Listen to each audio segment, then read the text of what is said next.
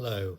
I wanted to bring you two favourite verses of mine from the end of Paul's letter to the Philippians. He writes, "Do not be anxious about anything, but in everything, by prayer and supplication, with thanksgiving, let your requests be made known to God. And the peace of God, which passes all understanding, will keep your hearts and minds in Christ Jesus." Paul is giving us a pattern and a rhythm for our prayers.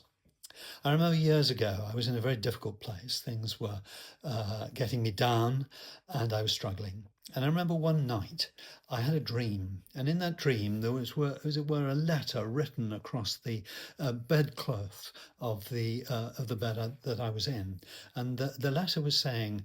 Was exhorting me to give thanks in all circumstances, which you may recognize is one of the phrases that Paul writes to the Thessalonian church.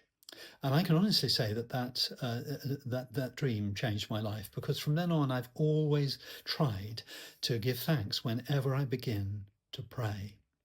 And Paul is encouraging us to do that. And then he says, let your requests, don't be anxious about anything, which of course is what Jesus says. Don't worry about your life or your food and drink and clothes. And you might find it helpful just to literally carry, as it were, to hand over things to the Lord, identify them and hand them over and give them over to the Lord. And then the promise is that the peace of God, which is way beyond our understanding, it will keep us and keep our hearts and minds in Christ Jesus. This is a very powerful and a very, very helpful a pattern for praying. And so I commend it to you. Write what's worrying you down. Give thanks. Present your requests to the Lord.